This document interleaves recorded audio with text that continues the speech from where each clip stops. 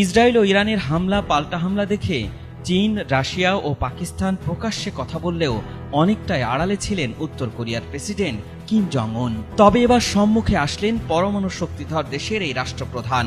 প্রকাশ্যে আসার পরই ইরানের পক্ষে অবস্থান নিয়ে ইসরায়েল ও যুক্তরাষ্ট্রকে দিলেন কঠোর হুঁশিয়ারি। আর এই হুঁশিয়ারির পরপরই কোনো কথা না বলে ছুড়লেন 10টিরও বেশি মাল্টি লঞ্চার মিসাইল। ইরানের গত কয়েকদিনের টানা হামলায় ইসরায়েলের অবস্থা এমনিতেই নাজুক। তার উপর পরমাণু শক্তিধর কিম জং উনের এমন আচরণ দেখে অবাক হয়েছে গোটা বিশ্ব। তবে কি যুদ্ধের মোড় নতুন দিকে গড়াচ্ছে? এদিকে যুক্তরাষ্ট্র ইসরায়েলকে ইরানের হামলার অনুমোদন দিয়েছে।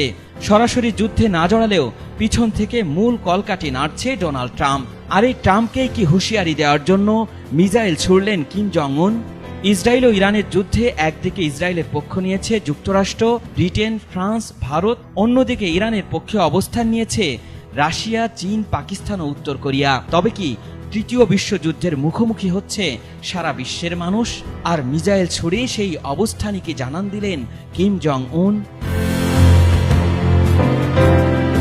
বৃহস্পতিবার রাজধানী পিয়ংইয়ংয়ের কাছে সুনান থেকে উত্তর পশ্চিম দিকে 10টিরও বেশি মাল্টি লঞ্চার মিসাইল ছুড়ে পারমাণবিক শক্তিধর উত্তর কোরিয়া, এমনটি জানিয়েছে দক্ষিণ কোরিয়ার সামরিক বাহিনী।